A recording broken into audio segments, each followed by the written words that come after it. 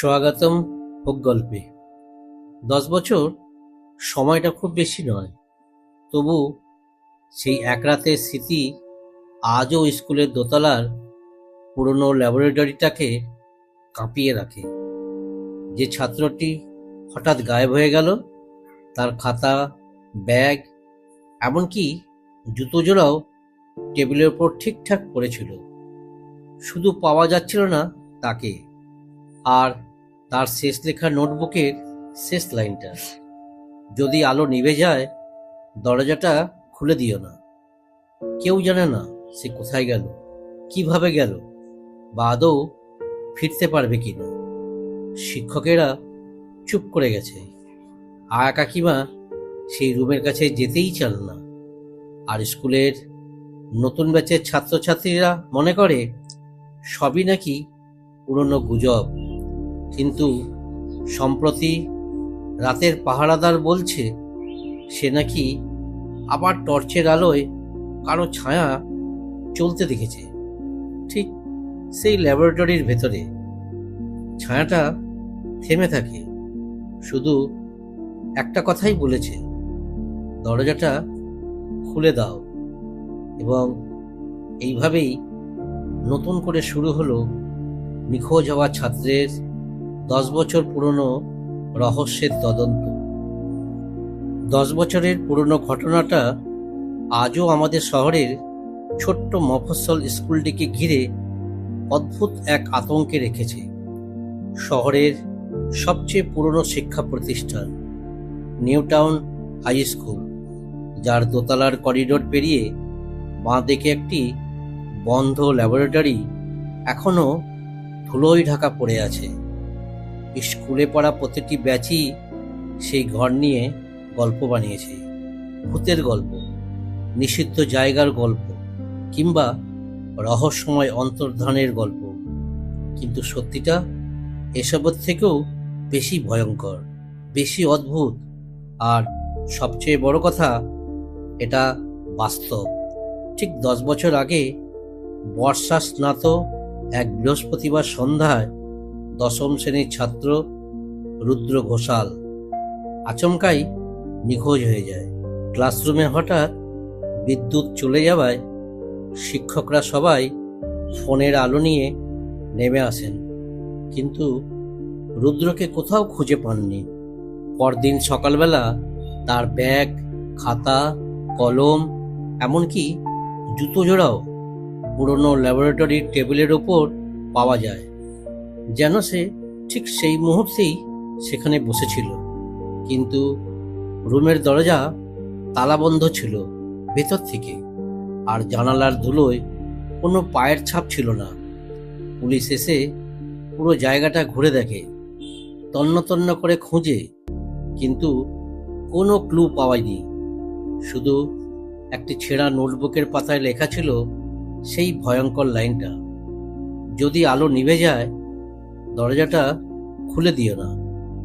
সেই দিন থেকেই ল্যাবরেটরিটা বন্ধ, তালা বদলানো হয়েছে বহুবার, কিন্তু মাঝরাতে নিরাপত্তার রক্ষীরা এখনো বলে ওই রুমের ভেতর থেকে কাঁচে ঠোকাঠুকির শব্দ আসে, যেন কেউ অন্ধকারে আটকে আছে এবং বের হবার জন্য আকুলভাবে চেষ্টা করছে। স্কুলের নতুন ব্যাচের ছাত্রছাত্রীরা এসব গুজব ধরে হাসাহাসি করে, কিন্তু পুরনো শিক্ষক শিক্ষিকারা আজও সন্ধ্যার পর দোতলায় ওঠেন না। আর ঠিক এই কারণেই 10 বছর পর স্কুলের প্রাক্তন ছাত্র রিতম সেনগুপ্ত ফিরে আসে। সে এখন সাংবাদিক, আর রুদ্র ছিল তার শৈশবের ঘনিষ্ঠ বন্ধু। বিরামহীন অনিশ্চয়তা আর অপরাধবোধ তাকে তাড়িয়ে এনেছে আবার সেই স্কুলে। সে অনুভব করে রুদ্র যদি কোথাও থেকে থাকে, যদি সত্যিটা আজও আড়ালে পড়ে থাকে, তাহলে সেটা খুঁজে বের করা তার দায়িত্ব।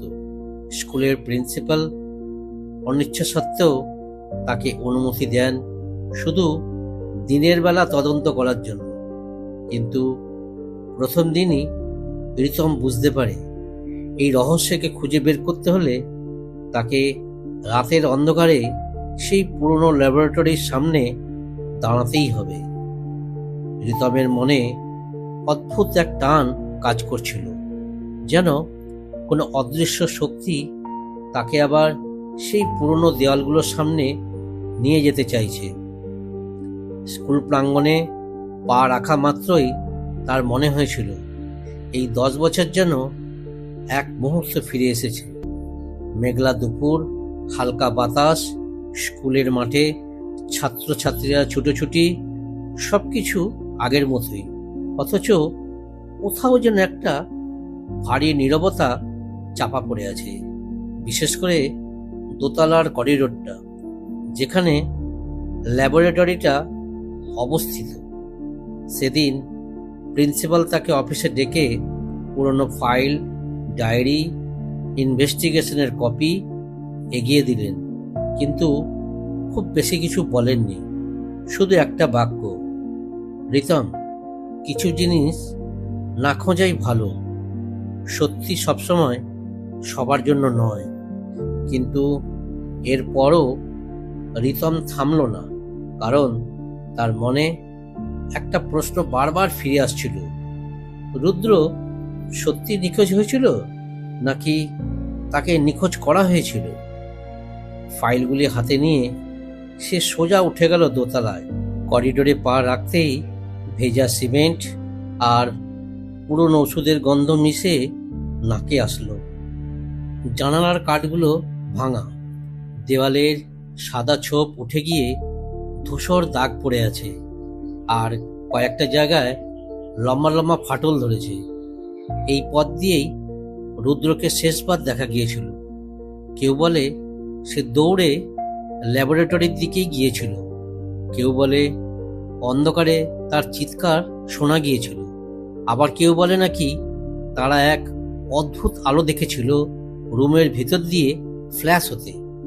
কোনটা সত্যি আর কোনটা গুজব সেটা কেউ জানে না, কিন্তু যে রুমটা আজ 10 বছর ধরে তালাবন্ধ, তার দরজার সামনে দাঁড়াতেই রিতমের বুক ধক করে উঠল। তালা বদলানো হলেও দরজার নিচে যেন হালকা ধোঁয়া ধোঁয়া ছায়া জমে আছে। সূর্যের আলোতেও সেটা স্পষ্ট বোঝা যায় না, কিন্তু চোখ সরালে মনে হয় যেন নড়ছে। রিতম থমকে দাঁড়ালো। ল্যাবরেটরি রুমের দরজায় হাত রাখতেই এক ধরনের ঠান্ডা স্যাঁতস্যাঁতে অনুভূতি তার তালু বেয়ে উঠল। দরজার কাঠটা নরম হয়ে গেছে, যেন দীর্ঘদিন কেউ স্পর্শ করেনি। সে ধীরে ধীরে দরজার ছোট কাঁচের অংশটা দিয়ে ভেতরে তাকালো। ধুলোয় ঢাকা টেবিল, অগোছালো কেমিক্যালের বোতল, এক কোণে পড়ে থাকা সিলিন্ডার, আর মাঝখানে সেই পুরনো ওয়ার্ক বেঞ্চে যেখানে রুদ্রের জিনিসগুলো পাওয়া গেছিল। হঠাৎই মনে হলো যেন টেবিলের উপর ঝুলে থাকা একটি চার্ট সামান্য দুলে উঠল, অথচ করিডোরে বাতাস ছিল না। রিতম চোখ কুঁচকে তাকিয়ে বুঝতে চেষ্টা করল, এটা কি তার মনের ভুল, নাকি সত্যি কেউ ওখানে আছে। ঠিক তখনই পেছন থেকে খুব ক্ষীণ গলায় কেউ বলল, ওই রুমটা এখনো ওকে ছেড়ে দেয়নি। রিতম চমকে ফিরে দেখল, স্কুলের আয়া কাকিমা, বয়স্ক, রোগা, চোখের কোণে ভয় জমে আছে। তিনি ধীরে ধীরে এগিয়ে এসে বললেন, তুমি নবাগত নাও, চিনি তোমাকে, কিন্তু বিশ্বাস করো, এই রুমের ভেতর কিছু আটকে আছে, কিছু যা আলো নিভলেই নড়াচড়া করে। রিতম তাকে থামিয়ে বলল, তাহলে এতদিন কেউ খুঁজে দেখল না কেন? কেউ ভূতেরও ঢোকেনি? আয়া কাকিমা মাথা নেড়ে বললেন, যারা ঢুকতে গেছিল তারা ঠিক থাকতে পারেনি। 3 জন শিক্ষক বদলি চেয়ে চলে গেছে। একজন রাতে দোতলায় উঠতেই অজ্ঞান হয়ে পড়ে। আর যারা সিসিটিভি ফুটেজ দেখেছিল তারা আজও বলে, অন্ধকারের মধ্যে একটা ছায়া ধীরে ধীরে ঠিক লেন্সের সামনে দিয়ে চলে গেছে। রিতমের গলা শুকিয়ে এলো। সে জানে গুজব যতই হোক, কোনো ছায়া নিজে থেকে ক্যামেরার সামনে হাঁটতে পারে না। তাহলে কি সত্যি রুমের ভেতরে কেউ আটকা পড়েছিল, নাকি কিছু অন্য? ফাইলের পাতাগুলো উল্টাতে উল্টাতে সে রুদ্রের শেষ দিনের ডায়েরি খুঁজে পেল। সেখানে শেষ লেখা, আজকে ল্যাবের ভেতর অদ্ভুত শব্দ শুনলাম, মনে হলো কেউ আমাকে ডাকলো। যদি আলো নিভে যায় দরজাটা খুলে দিও না। রিতম ফিসফিস করে বলল, রুদ্র, তুমি আসলে কি দেখেছিলে? ঠিক তখনই ল্যাবের দরজার কাঁচের ওপারে কিছু একটা দুলে উঠল। এইবার স্পষ্ট, যেন কেউ খুব ধীরে ভেতর থেকে কাঁচে হাত রাখল। কাঁচের ওপর ঝাপসা এক চাপ পড়ল, আর সঙ্গে সঙ্গে করিডোরের একমাত্র টিউবলাইটটা কেঁপে উঠল। রিতম নিঃশ্বাস আটকে দেখল কাঁচের ভেতরের দিকে হাতটাকে ধীরে ধীরে নামিয়ে আনছে কেউ। রুমটা যে নিছক ফাঁকা নয়, সেটা প্রথমবার সত্যি মনে হলো তার। রিতম স্থির হয়ে দাঁড়িয়েছিল। কাঁচের ওপারে যে চাপটা পড়ছিল তা যেন প্রকৃতির নিয়ম ভেঙে উঠে আসা কোনো অস্তিত্ব, যার উপস্থিতি অনুভব করা যায় কিন্তু ব্যাখ্যা করা যায় না। সে কয়েক মুহূর্ত নিঃশ্বাস আটকে তাকিয়ে রইল। করিডোরের টিউবলাইটটা এখনো মাঝে মাঝে কেঁপে উঠছে, ফ্লিকার করছে, ঠিক যেন আলো নিভে যাওয়ার প্রস্তুতি নিচ্ছে। আর প্রতিবার আলো কাঁপলেই দরজার কাঁচের ভেতরের দিকের সেই অস্পষ্ট ছায়াটা আরো খানিকটা স্পষ্ট দেখাচ্ছিল, যেন কেউ গত 10 বছর ধরে ঠিক এই দরজার পেছন থেকে তাকিয়েছিল, একটিবার আলো কমে যাওয়ার অপেক্ষায়। রিতম কিছুক্ষণ পরে সাহস সঞ্চয় করে খুব ধীরে কাঁচের দিকে এগিয়ে গিয়ে চোখ সরু করে ভেতরে তাকানোর চেষ্টা করল।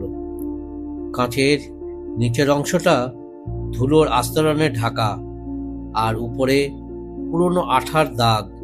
কিন্তু সেই দাগের ফাঁক গলে সে দেখতে পেল রুমটার মাঝখানে একটা চেয়ার কাত হয়ে পড়ে আছে। মেঝেতে কিছু ছড়িয়ে থাকা নোট, আর টেবিলের উপর একটা সাদা কাগজ বাতাস না থাকলেও ধীরে ধীরে দুলছে, যেন তার ওপর কেউ দাঁড়িয়ে আছে। কেউ নিঃশব্দে শ্বাস নিচ্ছে, কিংবা কেউ অদৃশ্য কিছু পড়ছে। ঠিক তখনই পেছন থেকে কারো পায়ের শব্দ হলো, মৃদু ধীর, করিডোর জুড়ে প্রতিধ্বনিত। রিতম চমকে ঘুরে তাকায়। নিরাপত্তারক্ষী দেবসহায় সেখানে দাঁড়িয়ে, রক্ষ গলা, কুঁচকে যাওয়া মুখ, চোখে একটা ক্লান্ত সতর্কতা।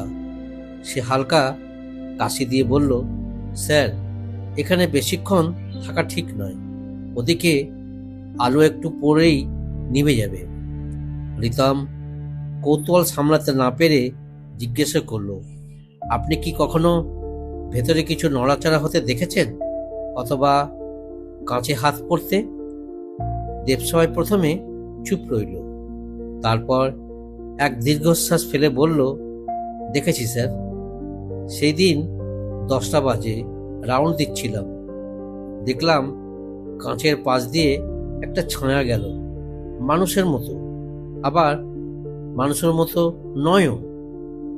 আর দরজার ভেতর থেকে ঠকঠক করে কেউ নক করছিল। রিতমের রক্ত ঠান্ডা হয়ে গেল। তাহলে দরজা খুললেন না কেন? দেবসহায় ঠোঁট কামড়ে উত্তর দিল, ভুলেও না, আগের পাহারাদার খুলেছিল। তারপর দিন থেকে সে আর কাজে আসেনি। কোথায় গেছে কেউ জানে না, শুধু বলে গেছে ভেতরে আলো থাকলেও সেখানে অন্ধকার নড়ে। এই কথাটা শুনে রিতমের কাঁধে ঠান্ডা স্রোত নেমে এলো। অন্ধকার নড়ে মানে কি? অন্ধকার কি কোনো ছায়ার মতো নড়তে পারে, নাকি এটা মানুষের চোখের ভুল। সে ধীরে ধীরে ল্যাবরেটরির দরজায় হাত রাখল। দরজার কাঠ ভিজে আছে, কিন্তু তার আঙুলে কেন যেন হালকা কম্পন অনুভূত হলো, যেন দরজার ওপাশে আরেকটি হাত সে একই জায়গায় রাখা। শুকনো ঠোঁট চেটে রিতম ফিসফিস করে বলল, রুদ্র, তুমি কি এখানে আছো? দেবসহায় দ্রুত তার হাত ধরে টেনে নিল। স্যার, প্লিজ, আপনি জানেন না এই জায়গাটা কি করে মানুষের সঙ্গে। এখানে যেটা 10 বছর ধরে আটকে আছে সেটা জীবিত মানুষের মতো আচরণ করে না। রিতম চোখ তুলে তাকালো। আর আপনারা এতদিন এটা লুকিয়ে রেখেছিলেন? দেবসহায় দৃষ্টি সরিয়ে বলল, স্কুলের নাম খারাপ হতো, আর সত্যি কথা বললে কেউ আর এই সত্যি জানতে চায় না। সবাই ভেবেছে ছেলেটা পালিয়ে গেছে, কিন্তু আমরা যারা এখানে রাত কাটাই তারা জানি ওটা এখনো ভেতরে আছে। এই কথাটা এখনো শেষ হয়নি। এমন সময় ল্যাবরেটরির দরজার নিচ দিয়ে এক ঝলক ছায়া সরে গেল, খুব দ্রুত, খুবই নিশ্চুপ। রিতমের বুক ধরপড় করে উঠল। ওটা কি? দেবসহায় কাঁপা গলায় বলল, ওটা স্যার, ওটা মানুষের ছায়া না। এরপর হঠাৎ ল্যাবের ভেতর থেকে একটা টুক করে শব্দ হলো। একটা কাঁচের বোতল পড়ে গেল ভাঙার মতো করে, আর সঙ্গে সঙ্গে করিডোরের আলো থরথর করে কাঁপতে কাঁপতে নিভে গেল। পুরো দোতলা অন্ধকারে ডুবে গেল। রিতম অনুভব করল দরজার ভেতর থেকে কেউ যেন খুব কাছে এসে দাঁড়িয়েছে, এতটাই কাছে যে দম নিলে কাঁচের ওপরে বাষ্প জমে উঠতে লাগলো। অন্ধকারের মধ্যেও সে স্পষ্ট অনুভব করল কোনো উপস্থিতি ঠিক তার সামনে দাঁড়িয়ে আছে, দরজার মাত্র 1 ইঞ্চি ওপারে। আর তখনই খুব ফিসফিসিয়ে ঠান্ডা অতল গভীর কোনো গলা বলল, দরজাটা খুলে দাও। পুরো দোতলা যখন অন্ধকারে ডুবে গেল, তখন করিডোরের নীরবতা আরো ভারী হয়ে উঠল, যেন শব্দহীন এক চাপা অশরীরী উপস্থিতি বাতাসের মধ্যে ঢুকে পড়েছে। রিতমের মনে হলো তার চারপাশের তাপমাত্রা হঠাৎ কয়েক ডিগ্রি নেমে গেছে। শ্বাস নিতে কষ্ট হচ্ছে। অন্ধকারের মধ্যে সে শুধু অনুভব করতে পারছে তার সামনে দরজার 1 ইঞ্চি ওপারে দাঁড়িয়ে থাকা অজানা অস্তিত্বের নিঃশ্বাসের ধোঁয়াটের গরম ভাব। অন্ধকারে যেন তার গায়ের লোম খাড়া করে সেই অনুভূতি, যেন কেউ তাকিয়ে আছে, এক দৃষ্টে তাকিয়ে আছে, বহু বছর ধরে অপেক্ষা করা কারো মতো। রিতম আওয়াজ করার আগেই দেবসহায় তার হাত মুঠো করে ধরে খুব আস্তে বলল, 1 ইঞ্চিও এগোবেন না স্যার। আলো নিভলেই ও বেরোতে চায়, এইটাই নিয়ম। রিতম হেঁচকে ফিসফিস বলল, নিয়ম? কোন নিয়ম? দেবসহায় কাঁপা গলায় বলল, 10 বছর ধরে ভেতরে যা আটকে আছে সেটা আলো থাকলে নড়তে পারে না, কিন্তু অন্ধকার হলেই ও বেরোনোর চেষ্টা করে। আমরা বাঁচি কেবল আলো থাকায়। এই কথাটা যতটা অবিশ্বাস্য তার থেকেও বেশি ভয়ঙ্কর। অন্ধকার যে কারোর জন্য বিপদ হতে পারে, কিন্তু এখানে অন্ধকার যেন কারো অস্তিত্বের প্রয়োজনীয় শর্ত। হঠাৎ দরজার কাঁচের ওপাশে দুটি খুব ক্ষীণ কিন্তু নিঃসন্দেহে মানুষের মতো আঙুলের ছাপ দেখা গেল, যেন কেউ ভেতর থেকে হাত বুলিয়ে দিল। একটা ঘষাঘষির শব্দ হলো।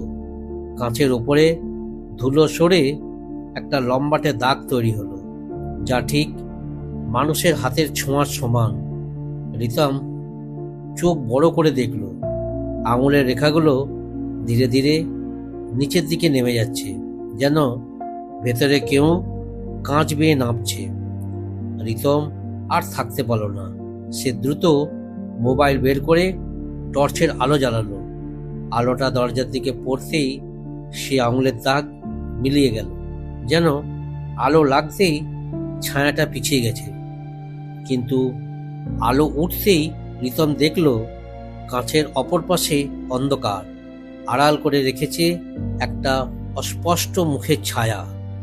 মুখের সুনির্দিষ্ট অবয়ব পাওয়া যায় না, কিন্তু অনুভূতিতে বোঝা যাচ্ছিল মুখটা কাঁচের খুব কাছে, এতটাই যে যদি আরেক ইঞ্চিও এগোতো তবে নাক কাঁচে লেগে যেত।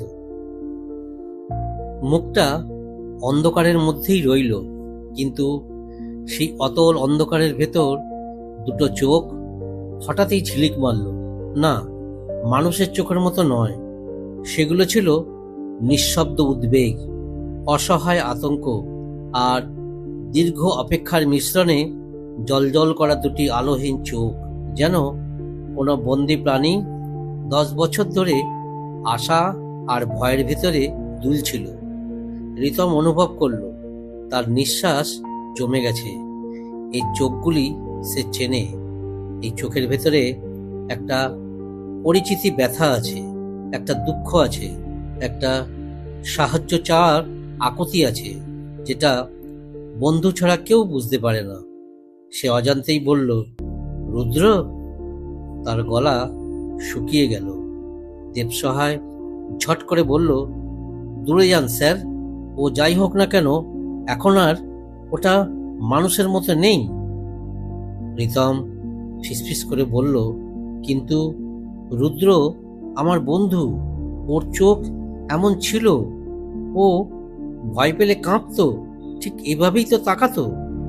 দেবসহায় এবার স্পষ্টভাবে বলল, না স্যার, যাকে আপনি দেখছেন সে রুদ্র নয়।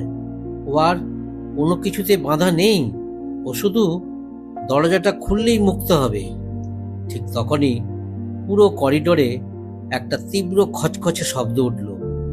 দরজার ফাঁক দিয়ে যেন হঠাৎ ভেতরে কেউ আঁচড় মারছে, খুব দ্রুত, খুব জোরে। কাঁচের ওপরে ঠকঠক করে কেউ আঘাত করল। 1, 2, 3, তারপর আরো দ্রুত, যেন কাঁচ ভেঙে বেরিয়ে আসতে চাইছে। রিতম মোবাইলের আলো দরজার দিকে ফেলতেই দেখল কাঁচের উপরে হঠাৎ করে ফাটল দেখা গিয়েছে। দেবসহায় দিশেহারা। মোবাইলটা দরজার সামনে রাখবেন না, আলো ভেতরে গেলে ও বেশি উত্তেজিত হয়। কিন্তু তখনই এমন কিছু ঘটল যা দুজনেই আশা করেনি। রুমের ভেতর হঠাৎই আলো জ্বলে উঠল। পুরনো ল্যাবের ছাদে ঝুলে থাকা টিউবলাইটটা 10 বছর বন্ধ থাকার পরও যেন নিজের ইচ্ছায় জীবিত হয়ে উঠল। আলোটা প্রথমে ক্ষীণ, তারপর একটু উজ্জ্বল, তারপর একটা ঝলক, এবং সেই আলোয় রিতম প্রথমবার স্পষ্ট দেখতে পেল রুমটার ভিতর মাঝখানে দাঁড়িয়ে থাকা এক ছায়া মূর্তি। মূর্তিটা মানুষের মতো, আবার মানুষের মতো নয়। শরীরের গড়ন রুদ্রের মতো লাগলেও মুখটা অস্পষ্ট। দুহাত খুব অদ্ভুত ভঙ্গিতে নেমে আছে, মাথাটা একদিকে কাত করা। আর চোখ দুটোকে দেখে মনে হলো যেন পুরো 10 বছর রুমের ভেতরের অন্ধকার ও শরীরে লেগে থেকে গেছে। কিন্তু আশ্চর্যের বিষয়, মূর্তিটা দরজার দিকে মুখ করে দাঁড়ালেও চলাফেরা করছে না, স্থির দাঁড়িয়ে, আলোয় স্থবির হয়ে আছে। দেবসহায় চিৎকার করল, দেখলেন? আলো থাকলে ও নড়তে পারে না, ও আলোকে সহ্য করতে পারে না। রিতম মনে মনে বলল, তাহলে রুদ্রের ডায়েরিতে লেখা ছিল আলো নিভে গেলে দরজা খোলো না, মানে রুদ্র জানতো ভেতরে কি আছে। ঠিক তখনই ল্যাবের টিউবলাইট ভয়ঙ্কর শব্দ করে আবার ফ্লিকার করতে লাগলো। দুজনেই বুঝতে পারল আলো বেশিক্ষণ থাকবে না, আর একবার নিভে গেলে অন্ধকার আবার ছড়িয়ে পড়বে, আর তখন দরজাটা আর তাদের রক্ষা করতে পারবে না। অন্ধকারের ভেতর থেকে আবার সেই গলা শোনা গেল, দরজাটা খুলে দাও। এইবার আরো ক্ষীণ, আরো ভাঙা, আরো মানুষের মতো, কিন্তু মানুষের মতো নয়। আলোটা টিমটিম করে জ্বলছিল, যেন তার ভেতর প্রাণ নেই, শুধু মৃত্যুর আগে শেষবারের মতো লড়াই করছে। ল্যাবরেটরির ভেতরের আলো যতক্ষণ ছিল, ছায়ামূর্তিটা স্থির দাঁড়িয়ে থেকেছে ঠিক মাঝখানে, একটি মুহূর্তের জন্য নড়েনি। কিন্তু আলো কমতেই তার শরীরে অবয়ব নরম হয়ে উঠছে, যেন কালো ধোঁয়া ধীরে ধীরে আবার জমাট বাঁধছে। রিতম ভয় আর অদ্ভুত কৌতূহলের মাঝামাঝি দাঁড়িয়ে দেখছিল, রুদ্র কি সত্যি হারিয়ে গেছে, নাকি তার ভেতর কিছু ভেঙে গিয়েছে। দেবসহায় তার কাঁধ চেপে ধরে বলল, স্যার, আমাদের এখনই নিচে নামা উচিত, আলো একেবারে নেবার আগে। এই জায়গা ভালো না। রিতম চাপাসরে বলল, কিন্তু রুদ্র ভেতরে, ও যদি বেঁচে থাকে? দেবসহায় বিরক্ত আর আতঙ্কের মিশ্রণে বলল, 10 বছর স্যার, আপনি কি ভাবছেন? যে লোক 10 বছর একটা রুমে বন্ধ থাকে, সে আর মানুষ থাকে নাকি? রিতমের গলা কাঁপল। মানে? দেবসহায় ঘামে ভেজা কপাল মুছল। মানুষের শরীর খাবার চায়, আলো চায়, বাতাস চায়, কিন্তু ও যে জিনিসে পরিণত হয়েছে, ওর প্রয়োজন অন্য কিছু। ও বেঁচে আছে, কিন্তু মানুষের মতো নয়। আরও রাতে যখন নড়াচড়া করে, তখন ও নিজে থেকেও ভয়ঙ্কর হয়ে ওঠে। ল্যাবের ভেতর থেকে আবার এক অদ্ভুত শব্দ এলো, ঠক ঠক ঠক। একটা লম্বা স্ট্যান্ডে ঝোলানো পরীক্ষার নল হাওয়ায় না নড়লেও নিজে থেকেই দুলে উঠল। তারপর একটা কাঁচের বোতল টেবিলের প্রান্ত থেকে গড়িয়ে মাটিতে পড়ে গেল। শব্দটা করিডোরে বিস্তৃত হয়ে প্রতিধ্বনিত হলো, আর সেই ভাঙা কাছের প্রতিটি টুকরোর উপর আলোর ফ্ল্যাশ পড়তেই মনে হচ্ছিল কাঁচের ভাঙা অংশগুলোর মাঝে কেউ দাঁড়িয়ে আছে, কিন্তু দেখা যাচ্ছে না। রিতম মোবাইলটাকে শক্ত করে ধরল। আলো ভেতরে ফেলতেই মূর্তিটা আবার জমে গেল। এবার তার মাথাটা ধীরে ধীরে রিতমের দিকে কাত হয়ে এলো, একটা অস্বাভাবিক বাঁকানো কোণায়। মানুষের ঘাড় এভাবে বাঁকতে পারে না, কিন্তু এই মূর্তির শরীর যেন শারীরিক নিয়মের বাইরে তৈরি। আলোয় তার অস্তিত্ব দমে আসে, কিন্তু অন্ধকারে সে যেন বাড়তে বাড়তে আরো স্পষ্ট হয়। রিতম বুঝল, আলো যতক্ষণ আছে ততক্ষণ সে নিরাপদ, কিন্তু আলো নিভলেই হঠাৎ প্রিন্সিপালের কণ্ঠস্বর নিচ থেকে শুনতে পেল, রিতম, তুমি উপরে আছো? আলো কেন নিভে গেছে? দেবসহায় তড়িঘড়ি করে চিৎকার করল, স্যার, প্লিজ উপরে আসবেন না, রুমটা রুমটা। হাওয়া যেন হঠাৎ জমাট বাঁধল। ল্যাবের টিউবলাইটটা প্রচণ্ড শব্দ করে ঝাঁকুনি খেল। একটা শীষের মতো আওয়াজ হলো, তারপর ধপ করে নিভে গেল। এক মুহূর্ত পুরো দোতলা যে অন্ধকারে ঢাকা পড়ল, তা যেন শুধু অভ্যন্তরের অন্ধকার নয়, এটা ছিল কোনো জৈবিক জীবিত অন্ধকার। অন্ধকার যা নিজে থেকে নড়ে, নিজে থেকে ফিসফিস করে, নিজে থেকে ছায়া তৈরি করে। রিতম শুধু শুনল, ল্যাবের ভেতর থেকে ধীরে ধীরে কিছু টেনে আনা শব্দ হচ্ছে, যেন কেউ ভারী কিছু মেঝেতে টেনে এগোচ্ছে। শব্দটা যত এগোচ্ছে তত স্পষ্ট, দরজার দিকে, সরাসরি দরজার দিকে। স্যার, দেবসহায় প্রায় কান্নার মতো স্বরে বলল, ও বেরোচ্ছে। রিতম মোবাইলের টর্চ জ্বালাতেই এক ঝলকে সে দেখল দরজার ঠিক নিচের ফাঁকটা দিয়ে কালো কুয়াশার মতো একটা ধোঁয়া বেরিয়ে আসছে। ধোঁয়াটা প্রথমে ছড়িয়ে পড়ল, তারপর একটু পরেই সেটা মানুষের হাতের মতো আকৃতি নিয়ে টেনে টেনে সামনে আসতে লাগলো। রিতম আতঙ্কে মোবাইলটা ছুঁড়ে দিয়ে পিছিয়ে গেল।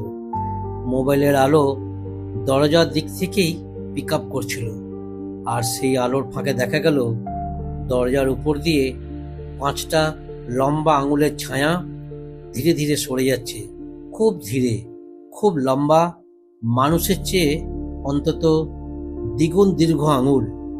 রিতমের হৃদস্পন্দন থেমে গেল। সে চোখে বিশ্বাস করতে পারছিল না।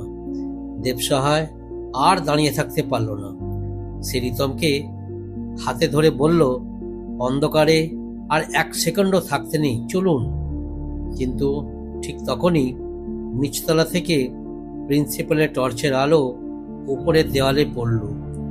রিতম, তুমি ঠিক আছো তো?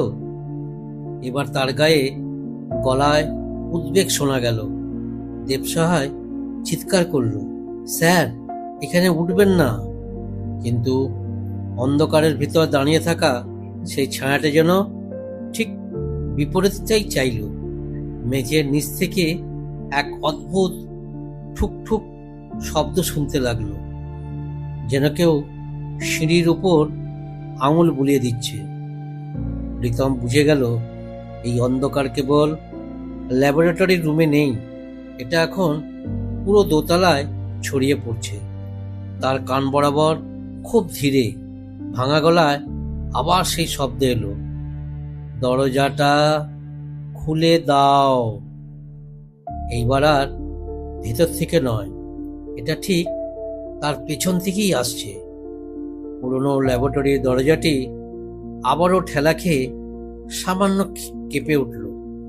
রিতম দরজাটা খুলে ভেতরে ঢোকার আগেই থমকে দাঁড়ালো, কারণ তার নাকে এক ধরনের পচা স্যাঁতস্যাঁতে গন্ধ এসে লাগলো, যেন দীর্ঘদিন ধরে বন্ধ থাকা কোনো স্যাম্পেল জার ভেঙে গিয়ে ভেতরের সবকিছু নষ্ট হয়ে গন্ধ ছড়াচ্ছে।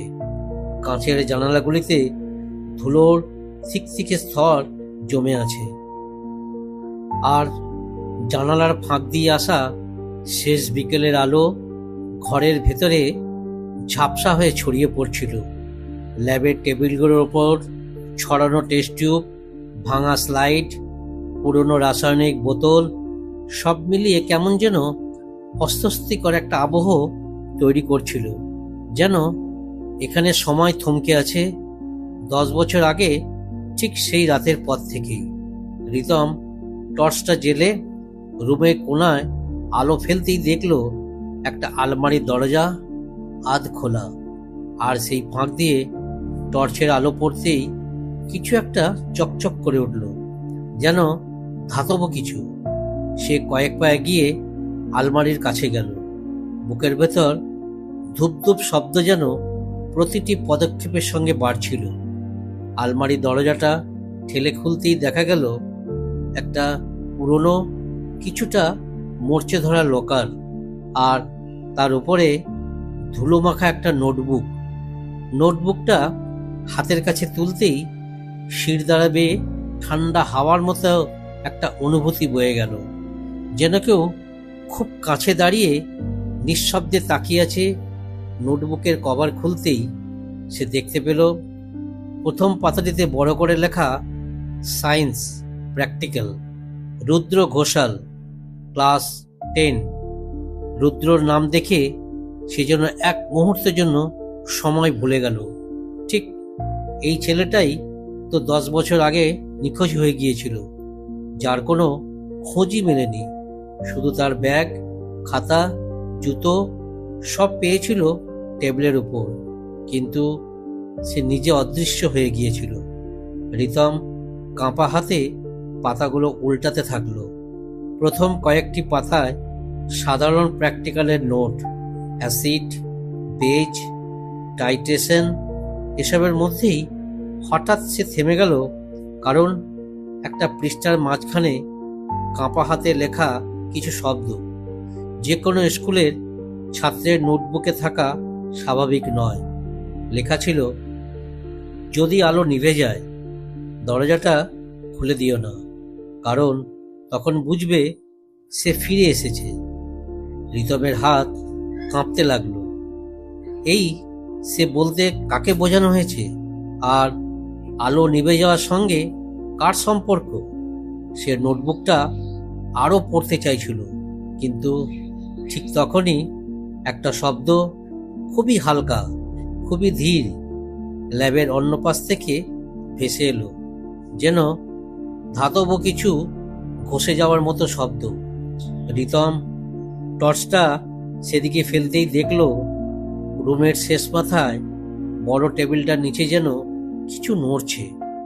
টর্চের আলো ফোকাস হতেই সেটা আর নড়ল না, যেন আলো পড়তেই স্থির হয়ে গেছে। কিন্তু এক মুহূর্ত পরে জিনিসটা হঠাৎ করে এক লাফে সরে গেল টেবিলের অন্য পাশে। কিন্তু সে দেখতে পেল না সেটা ঠিক কি। গলার ভেতরটা শুকিয়ে কাঠ হয়ে গেল। হাতের নোটবুকটা সে শক্ত করে চেপে ধরে ধীরে ধীরে কয়েক কদম এগোলো। ল্যাবরেটরির বাতাস আরও ভারী হয়ে উঠছিল, যেন ভেতরের অক্সিজেন কমে যাচ্ছে।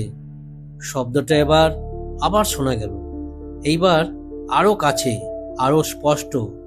আর ঠিক তখনই ল্যাবের একমাত্র জানালার পাশে রাখা পুরনো স্টিলের ট্রে নিজে থেকেই মাটিতে পড়ে গেল। ধং করে শব্দ হলো পুরো ঘরে। রিতম চমকে পিছনে ফিরে তাকালো, কিন্তু কিছুই দেখা গেল না। ঘরটা সম্পূর্ণ ফাঁকা। সে আস্তে আস্তে শ্বাস নিচ্ছিল। ঠিক তখনই রুমের সব আলো নিভে গেল। টর্চ হলেও হঠাৎ টিমটিম করে বন্ধ হয়ে গেল। অন্ধকারটা এত ঘন হয়েছিল যে নিজের হাতও দেখা যাচ্ছিল না। সেই অন্ধকারের ভেতরেই একটা নিঃশব্দ কাঁপা কাঁপা কণ্ঠ ভেসে এলো, দরজাটা খুলে দাও। কণ্ঠটা এতটাই কাছে ছিল যেন ঠিক তার কানের পেছনে। আর সেই শব্দ শুনতেই রিতমের বুকের ভিতরটা ঠান্ডা হয়ে গেল, কারণ এই অনুরোধটা সে আগেও শুনেছে।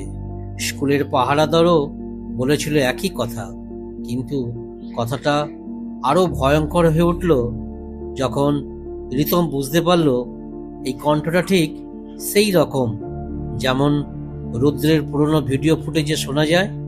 তার কান ঝাঁ ঝাঁ করতে লাগলো, ঘাড়ের পেছনে কেমন শিরশিরে হাওয়া লাগলো। অন্ধকারে সে নিজেকে প্রস্তুত করছিল কোনোভাবে বের হওয়ার জন্য, কিন্তু তখনই তার আঙুলে ঠান্ডা কোনো কিছুর স্পর্শ লাগলো, যেন বরফের মতো ঠান্ডা হাত। হাতটা শক্ত করে তার কবজি চেপে ধরল, এবং অন্ধকারের ভেতর থেকে আরেকটা কণ্ঠ নিঃশব্দে বলে উঠল, তুইও দেখলি, এখন তোরও ফেরার পথ নেই। হঠাৎ করে ধরা সেই ঠান্ডা হাতের চাপটা এতটাই শক্ত ছিল যে রিতম প্রথমে নড়তেও পারল না। মনে হলো অন্ধকারের ভেতর থেকে কেউ তাকে টেনে নিচ্ছে, যেন ল্যাবরেটরির মেঝের নিচে লুকিয়ে থাকা কোনো অতল গহ্বর তাকে গিলে ফেলতে চাইছে। সে মরিয়া হয়ে হাত ছাড়ানোর চেষ্টা করলেও সেই গ্রিপটা ধীরে ধীরে আরো শক্ত হয়ে উঠছিল, যেন আঙুলগুলো হাড়ের ভেতর ঢুকে যাচ্ছে। হৃৎপিণ্ডের ধরপড়ানি এখন কানে স্পষ্ট শোনা যাচ্ছিল। পুরো ল্যাব নীরব, শুধু রিতমের ভারী শ্বাস প্রশ্বাস আর কোথাও থেকে ভেসে আসা এক ধরনের টিক টিক টিক শব্দ, যেন পুরনো কোনো দেওয়াল ঘড়ি চলছে। কিন্তু ঘরেতে কোনো ঘড়ি নেই। একটা শীতল উপলব্ধি তাকে ছুঁয়ে গেল।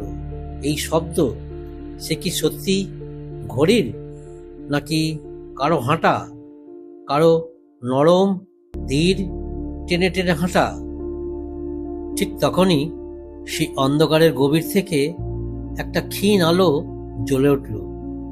আলোটা প্রথমে খুব ছোট, তারপর ধীরে ধীরে বড় হতে লাগলো, যেন কেউ হাতে টর্চ ধরে এগিয়ে আসছে। কিন্তু আলোটা মানুষ হাতে থাকা আলো নয়, বরং এক ধরনের ফ্যাকাশে সবুজ আলো, যেন ফসফরাসের মতো জ্বলজ্বলে। আলোটা কাছে আসতেই সে দেখতে পেল রুমের কোণে দাঁড়িয়ে আছে একটা ছায়ামূর্তি, মানুষের মতো, তবু পুরোপুরি মানুষ নয়। মুখটা স্পষ্ট নয়, কিন্তু চোখ দুটো যেন ভেসে আছে শূন্যের ভেতরে, দুটি অস্পষ্ট জলজলে সবুজ বিন্দু। ছায়ামূর্তিটা ধীরে ধীরে মাথা কাত করল, যেন রিতমকে লক্ষ্য করে পর্যবেক্ষণ করছে। তারপর অন্ধকারের নীরবতাকে ভেঙে খুব ধীরে, খুব ঠান্ডা স্বরে বলল, তুইও দেখতে পেয়েছিস? রিতমের শরীরের সব শক্তি যেন হঠাৎ করে শেষ হয়ে গেল। সেই মুহূর্তেই তার হাতটা ছেড়ে দিল অদৃশ্য সেই গ্রিপ, কিন্তু মুক্তি পেয়ে সে পালাতে পারল না। পা যেন মাটিতে গেঁথে গেছে, ঠান্ডা ঘামের ফোঁটা কপাল বেয়ে গড়িয়ে পড়ছিল। ছায়ামূর্তিটা এবার সামনের দিকে আরো এক পা বাড়ালো, আর তার সঙ্গে সঙ্গে ঘরের তাপমাত্রা হঠাৎ কয়েক ডিগ্রি কমে গেল। শ্বাস নেওয়াও যেন কষ্টকর হয়ে উঠল। টর্চ আবার টিমটিম করে জ্বলে উঠল, আর সেই ক্ষীণ আলোয় হঠাৎ করে সে দেখতে পেল ল্যাবের টেবিলগুলোর ওপর ছড়িয়ে থাকা কাগজপত্র, স্লাইড, নোটবুক সবকিছু নড়ছে, যেন অদৃশ্য কিছু ওগুলোর ওপর দিয়ে হাঁটছে, যেন কেউ ঘরের এক প্রান্ত থেকে আর এক প্রান্তে অদৃশ্য পায়ের ছাপ ফেলে যাচ্ছে। তারপর রুমের সেই বড় আয়নাটা, যেটা এতদিন ধুলোর আচ্ছাদনে ঢাকা ছিল, নিজে থেকেই কেঁপে উঠল। কাঁপতে কাঁপতে আয়নার ধুলো ঝরে গেল, আর রিতম বুঝতে পারল আয়নাতে তার নিজের প্রতিচ্ছবি দেখা যাচ্ছে না, বরং সেখানে দেখা যাচ্ছে ল্যাবরেটরির ঠিক মাঝখানে দাঁড়িয়ে থাকা আরেকটা ছায়া, যার চোখ দুটো একই রকম সবুজ আলোতে জ্বলছে। আর সেই ছায়াটা ধীরে ধীরে হাত তুলল, যেন রিতমের দিকে ডাকছে। হঠাৎ করেই আয়নার ভেতর থেকে একটা তীক্ষ্ণ শব্দ উঠল, যেন কাঁচ ভেঙে যাচ্ছে। কিন্তু কাঁচ ভাঙল না, শুধু ভাঙল দৃশ্যটা। প্রতিচ্ছবিটা এলোমেলো হয়ে গেল, বদলে যেতে লাগলো। আর কয়েক সেকেন্ড পর রিতম স্পষ্ট দেখতে পেল আয়নাতে দেখা যাচ্ছে এক কিশোর, স্কুলের ইউনিফর্ম পরা, মুখে ভয় আর যন্ত্রণার চিহ্ন। আর সেই কিশোরের চোখে ভেসে থাকা ওই একই সবুজ আলো। নামটা মনে পড়তেই রিতমের বুক ধক করে উঠল। ওই মুখ, ওই চোখ, ওই ইউনিফর্ম, এটা রুদ্রর। 10 বছর আগে যে ছেলেটা নিখোঁজ হয়েছিল। রুদ্রের মুখটা আয়নার ভেতর থেকে যেন সরাসরি রিতমের দিকে তাকিয়ে বলল, আমি বেরোতে চাই, দরজাটা খুলে দাও। এইবার আর সেই কণ্ঠটাই নয়, বরং পুরো ঘরটা তার সাথে যেন অনুরণিত হয়ে উঠল। চারিদিকের দেওয়াল কেঁপে উঠল, কাঁচের বোতলগুলো শব্দ করতে লাগলো, টেবিলের নিচে যেন কেউ হেঁটে যাচ্ছে। ল্যাবের উপরের ফ্যান, যেটা বহুদিন ধরে নষ্ট, হঠাৎ করে নিজে থেকেই ঘুরতে শুরু করলো। আর এক অনিয়মিত ছায়া ঘরের চারিদিকে ঘুরে বেড়াতে লাগলো। রিতম বুঝতে পারল রুদ্র বেঁচে নেই, কিন্তু সে যায়ও নি, সে আটকে আছে, এবং কেউ দরজা খুললে সে বেরিয়ে আসবে। কিন্তু প্রশ্ন হলো, সে কি শুধু বেরোতে চায়, নাকি কাউকে সঙ্গে নিয়ে যেতে চায়? রিতমের চোখের সামনে আয়নাটা কাঁপতে কাঁপতে ধীরে ধীরে অন্ধকারে ঢেকে গেল। আর সেই অন্ধকারের ভেতর থেকে রুদ্রের মুখটা যেন আরো কাছে এগিয়ে এলো, যেন আয়নার ভিতর থেকে বেরিয়ে আসার পথ খুঁজছে। রিতম পিছিয়ে যেতে চাইছিল, কিন্তু তার পায়ের নিচের মেঝেটাই যেন তাকে আটকে রেখেছে, যেন কোনো অদৃশ্য শক্তি তার পায়ের তলায় সেঁটে আছে, তাকে নড়তে দিচ্ছে না। ঠিক তখনই ঘরের খুব কোণে রাখা পুরনো কেমিক্যাল স্টোরেজ বাক্সটা নিজের ওজনেই ধপ করে পড়ে গেল।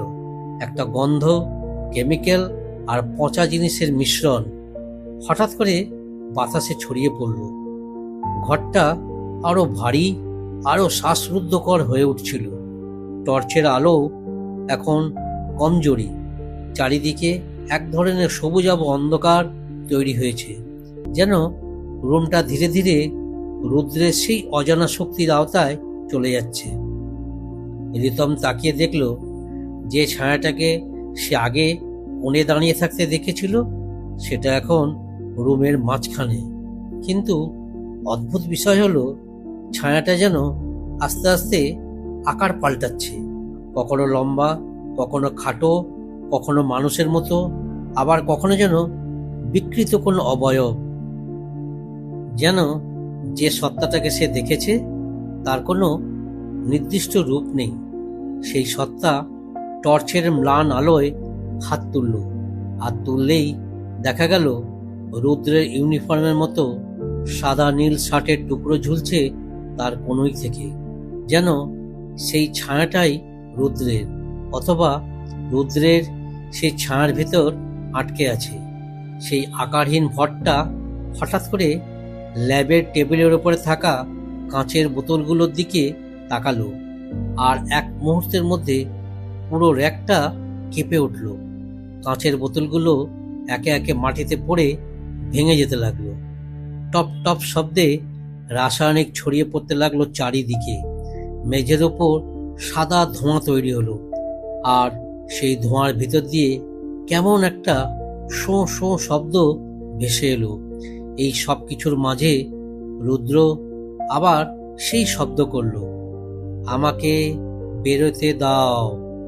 কিন্তু এবার কণ্ঠটা আর আগের মতো ভীত বা অসহায় নয়, এবার সেটা জোরালো, শক্ত, যেন কোনো আদেশ। মনে হলো রুদ্র শুধু বেরোতে চাইছে না, সে চাইছে কেউ তাকে বের করতে বাধ্য হোক। রিতম চোখ বন্ধ করে নিজের ভিতর সাহস জোগাড় করছিল। না না, আমি দরজা খুলছি না, সে মনে মনে বলল। কিন্তু ঠিক তখনই তার কানে ভেসে এলো আরেকটা শব্দ, খুব ধীর, খুব ফিসফিসে, কিন্তু স্পষ্ট, যদি তুই দরজা না খুলিস তোর জায়গা আমি নেব। কথাটা শুনেই তার পায়ের নিচের মেঝে হঠাৎ কেঁপে উঠল। মনে হলো ল্যাবরেটরির সম্পূর্ণ ঘরটাই এখন জীবন্ত হয়ে উঠেছে। দেওয়াল, টেবিল, জানালা সব যেন নিঃশ্বাস নিচ্ছে।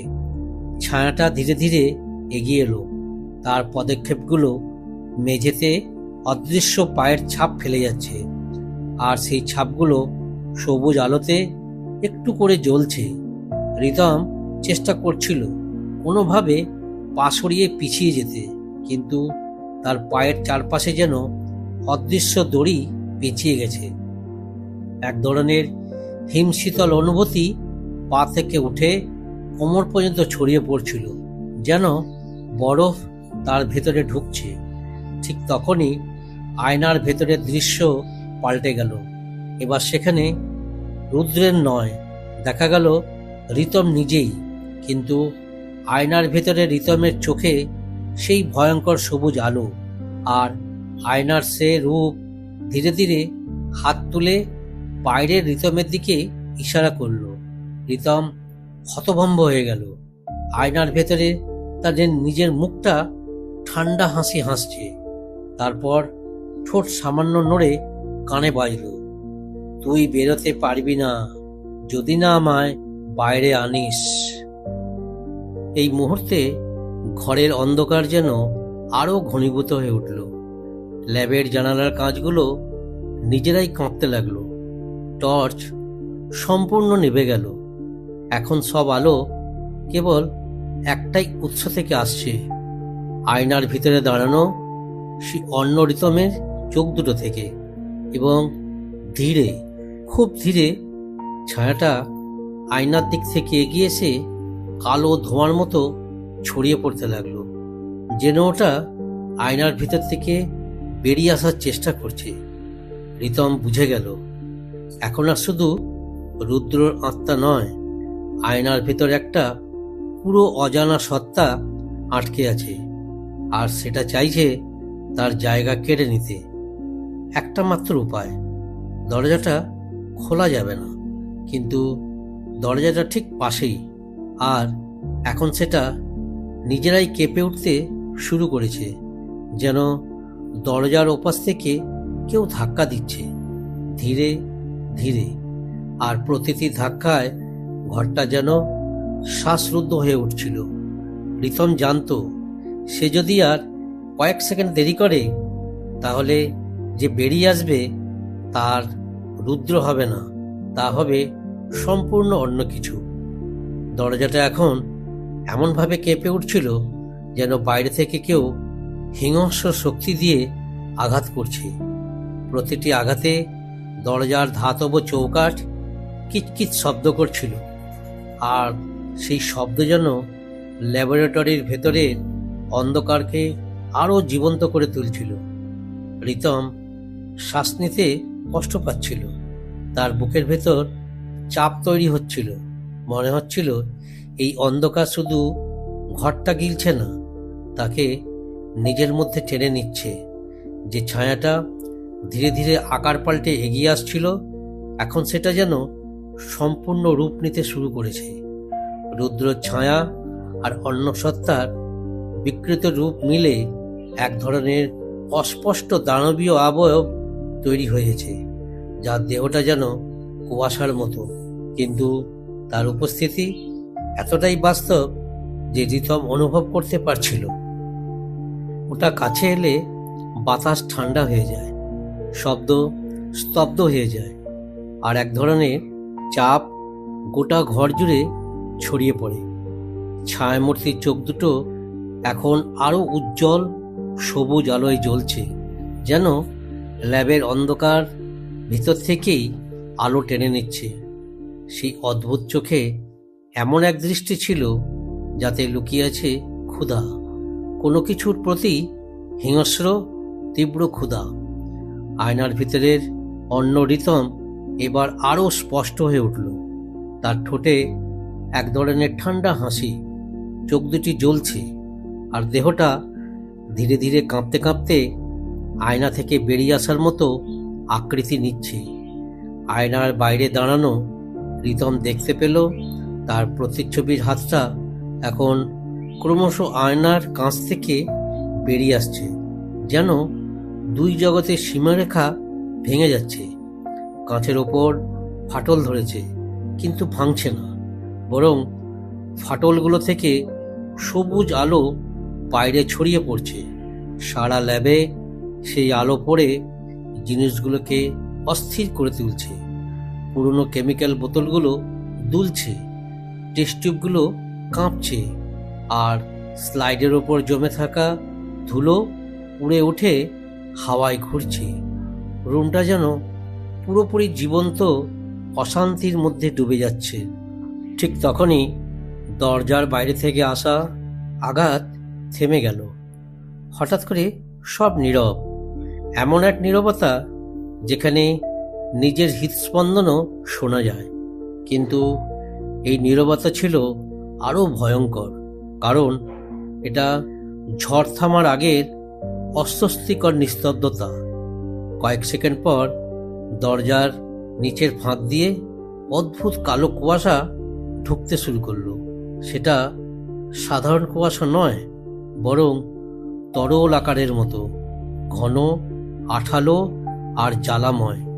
কুয়াশাটা মেঝের ওপর ছড়িয়ে পড়তে লাগলো, আর ছড়িয়েই যেন নিজের পথ খুঁজতে লাগলো। কুয়াশার ঢেউগুলো রিতমের দিকে এগিয়ে এসে তার পায়ের কাছে থেমে গেল। যেন ওটা তার গন্ধ নিচ্ছে, তাকে চিনছে।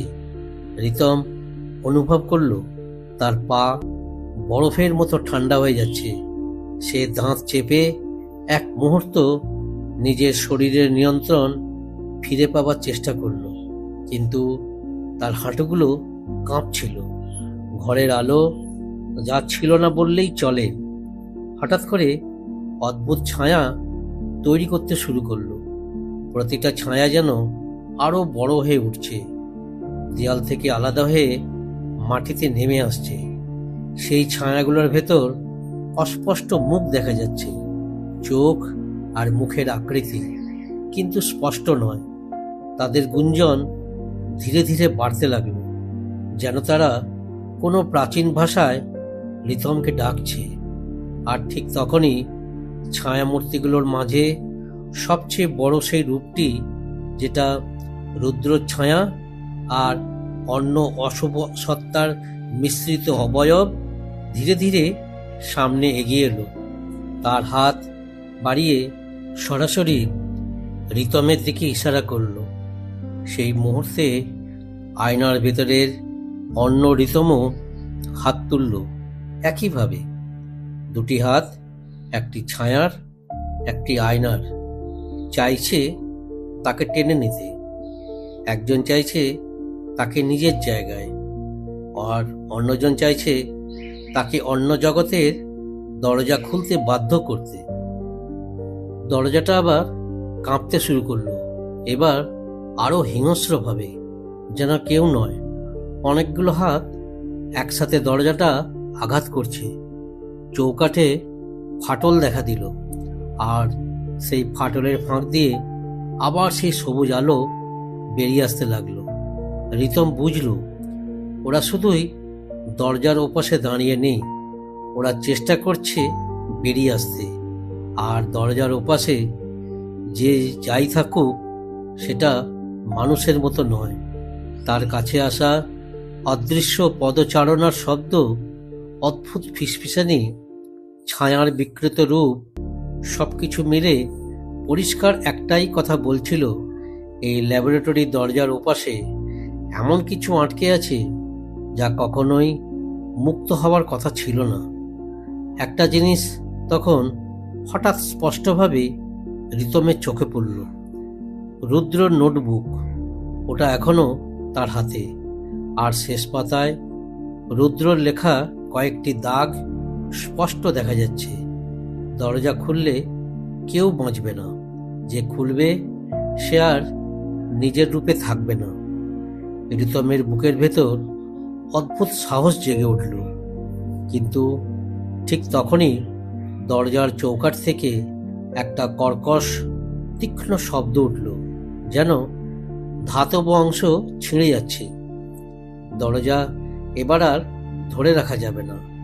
যে বেরোতে চাইছে সে এখন মুক্ত হওয়ার শেষ মুহূর্তে পৌঁছে গেছে। রিতম বুঝতে পারল এখন সিদ্ধান্ত নেওয়ার সময়। সে বাঁচবে নাকি তার জায়গায় আসবে অন্য কেউ। বৃষ্টির শব্দটা থেমে গেছে, কিন্তু ল্যাবরেটরির ভেতরের নিস্তব্ধতা যেন আরো গভীর হয়ে উঠল। বাইরে গাছের পাতায় জমে থাকা শেষ বৃষ্টির ফোঁটা ছিটকে পড়ছে মাঝে মাঝে। সেই ক্ষীণ শব্দটুকু ল্যাবের ভিতর এসে যেন অস্বাভাবিকভাবে গম্ভীর হয়ে উঠছে। রিতম দরজার কাছে দাঁড়িয়ে গভীর শ্বাস নিল। এই ল্যাবটা দিনের আলোতে যতটা সাধারণ মনে হয়, রাতে ঠিক ততটাই রহস্যময় আর অচেনা হয়ে ওঠে। দেওয়ালের পুরনো সিরামিক টাইলসে আলো পড়ে ফিকে ধূসর ছায়া তৈরি হয়েছে, আর সেগুলো যেন রিতমের দৃষ্টিকে টেনে নিয়ে যাচ্ছে কোথাও অজানা এক গহ্বরের দিকে। সে টর্চটা আরো শক্ত করে ধরল। মুহূর্তে মনে পড়ে গেল নীরবের বর্ণনা, যে রাতে সে তাকিয়ে দেখেছিল ল্যাব নাম্বার 217 এক কোণে ছায়ার ভেতর থেকে যেন দ্রুত কিছু সরে গিয়েছিল। রিতম তখনও বিশ্বাস করেনি, কিন্তু এখন এই অস্বস্তিকর নীরবতার মধ্যে দাঁড়িয়ে তারও মনে হচ্ছে কেউ যেন লুকিয়ে আছে, হয়তো খুব কাছে, হয়তো তার চোখের আড়ালে, কিন্তু উপস্থিতি স্পষ্ট। হঠাৎ ঠান্ডা একটা হাওয়া ল্যাবের ভিতর দিয়ে বয়ে গেল, অথচ সব জানালার গ্রিল ভেতর থেকে বন্ধ। রিতম হালকা শিউরে উঠল। তার টর্চের আলো কাঁপতে কাঁপতে টেস্ট টিউবের স্ট্যান্ড, শুকিয়ে যাওয়ার রাসায়নিকের পুরনো বোতল আর ভাঙা বিকারের উপর দিয়ে ঘুরল। আর ঠিক তখনই আলো থেমে গেল। ল্যাব টেবিলের ওপরে রাখা একটা কালচে দাগের ওপর পরিষ্কার করে তাকাতেই বোঝা গেল এটা নতুন কিছু নয়, বহু বছর আগের শুকিয়ে যাওয়া রক্তের দাগ, ঠিক কেন্দ্রবিন্দুতে, যেখানে 10 বছর আগে সেই ছাত্র রুদ্র শেষবার বসেছিল নিজের শেষ প্রজেক্ট লিখতে। রিতম টেবিলটায় হাত বোলাতে গিয়ে থমকে গেল। হাতটা টেবিলে ছোঁয়াতেই খানিকটা কম্পন অনুভব করল, যেন কাঠটা ভেতর থেকে দুলে উঠল। সে দ্রুত হাত সরিয়ে নিল। মনে হলো এই টেবিলের ভেতরেই যেন লুকিয়ে আছে এমন কিছু যা 10 বছর ধরে সবাইকে এড়িয়ে গেছে। রিতম নিচু হয়ে টেবিলের বেল্ট, স্ক্রু আর কাঠের ফাঁকগুলো পরীক্ষা করতে লাগলো। ঠিক তখন একটা ক্ষীণ শব্দ মৃদু ঘর্ষণের মতো তার কানে এলো। শব্দটা টেবিলের নিচ থেকেই আসছে। সে নিচু হয়ে ঝুঁকে দেখল টেবিলের নিচের কাঠের পাতের মাঝখানে একটা লম্বা চির। এতদিন কেউ কেন এটা দেখেনি, কিংবা দেখেও না দেখার ভান করেছে? রিতম থুতু গিলে কাঠটা আস্তে ধাক্কা দিল। একটা ক্ষীণ ক্লিক শব্দ হলো, আর কাঠের পাতটা একটু সরে গেল। টর্চের আলো ভেতরে পড়তেই দেখা গেল একটা সরু বক্স ধুলু ধূসর হয়ে আছে। রিতম হাত বাড়ালো, কিন্তু স্পর্শ করার আগেই বুকের ভেতর একটা অদ্ভুত চাপ অনুভব করলো, যেন কেউ তার কাঁধে মৃদু ভর দিয়ে বলছে, ওটা খুলিস না। হাওয়া নেই, শব্দ নেই, কেউ নেই, তবু সেই ফিসফিসানি খুব স্পষ্ট, খুব কাছে। রিতম থমকে দাঁড়িয়ে থাকলো। তার হাত কাঁপতে লাগলো, কিন্তু ঠিক পরের মুহূর্তেই সত্য জানার আকাঙ্ক্ষা ভয়ের চেয়ে বড় হয়ে উঠল। সে বক্সটা বের করার জন্য হাত বাড়ালো, এবং ঠিক তখনই ল্যাবের উল্টো দিক থেকে ধাতব কোনো জিনিস পড়ে যাওয়ার শব্দে পুরো ঘর কেঁপে উঠল। রিতম চমকে পিছিয়ে গেল। টর্চের আলো কেঁপে কেঁপে ছুটে গেল ল্যাবের অন্ধকার কোণে। আর সেখানে সে এমন কিছু দেখল যা তার হৃৎপিণ্ডের ধাপ এক মুহূর্তের জন্য থামিয়ে দিল। কেউ দাঁড়িয়ে আছে, একেবারে নড়াচড়াহীন, ছায়ার মধ্যে ডুবে থাকা, তবু যেন তাকে নিঃশব্দে দেখাচ্ছে। এবং রিতম বুঝে গেল তদন্তটা সে আজ একা করছে না। রিতমের টর্চের আলো কাঁপতে কাঁপতে সেই অন্ধকার কোণের দিকে এগিয়ে গেল, যেখানে সে মুহূর্তখানেক আগেই দাঁড়িয়ে থাকতে দেখেছিল অচেনা সেই ছায়াটিকে।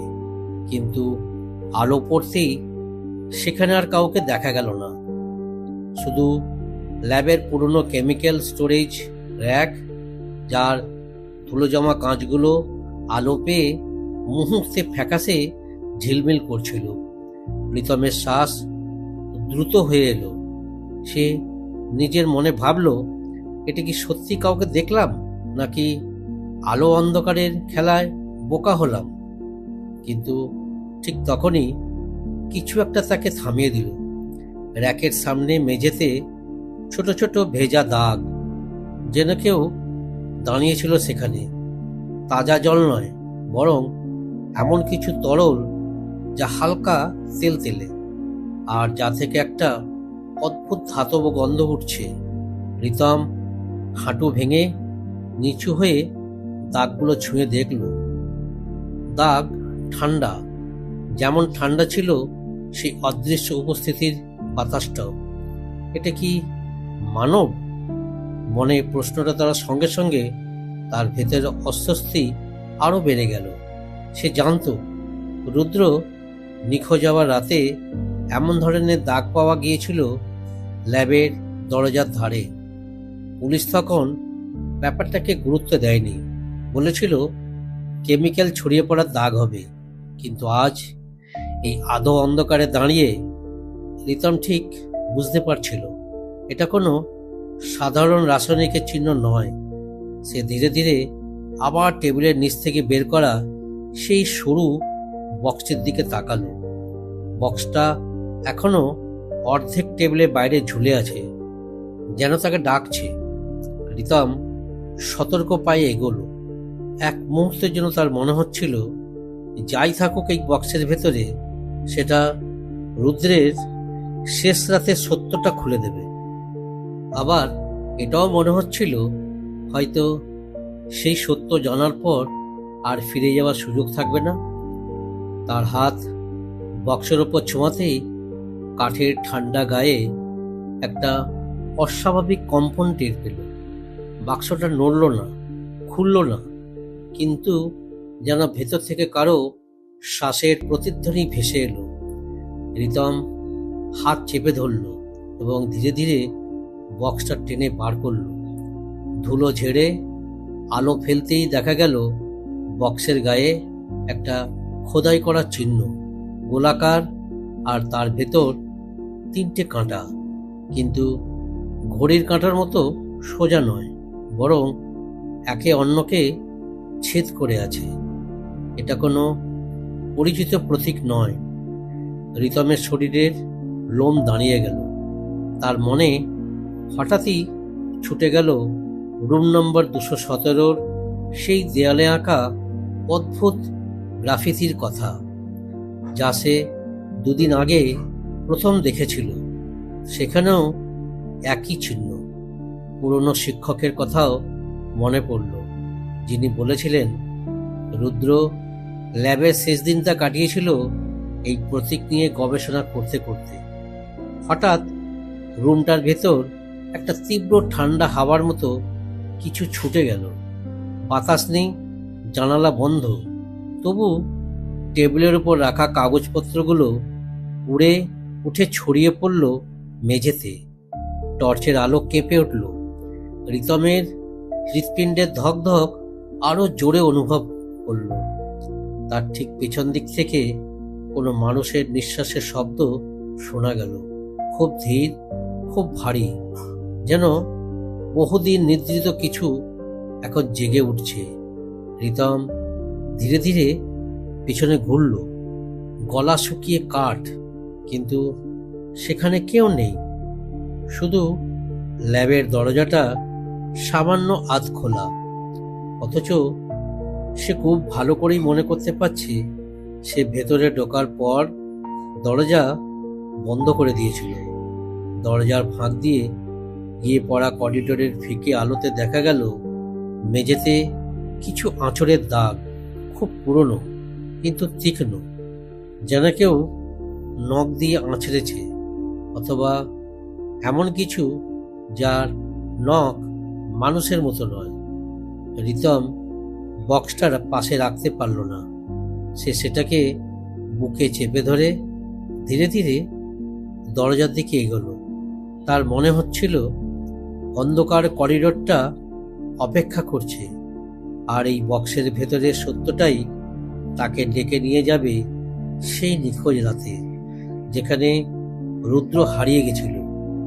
রিতমের পা দরজার কাছে পৌঁছতেই করিডোরের আলোটা এক ছটকায় নিভে গেল। এবার ল্যাবের ভেতর আবার সেই ফিসফিসানি।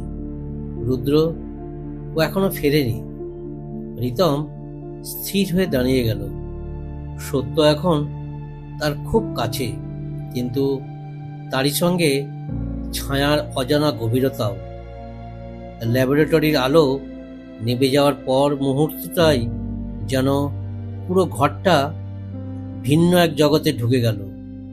রিতম দাঁড়িয়ে আছে দরজার ঠিক সামনে, কিন্তু তার চোখের সামনে এখন এক অদ্ভুত অন্ধকার।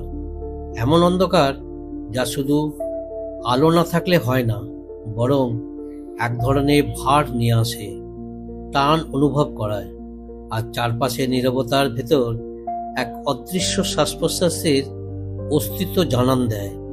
এই অন্ধকারে দাঁড়িয়ে হঠাৎ তার মনে হলো যেন সে একা নয়, কোনো অচেনা উপস্থিতি ঠিক তার পেছনে, তার পাশ দিয়ে বয়ে যাচ্ছে।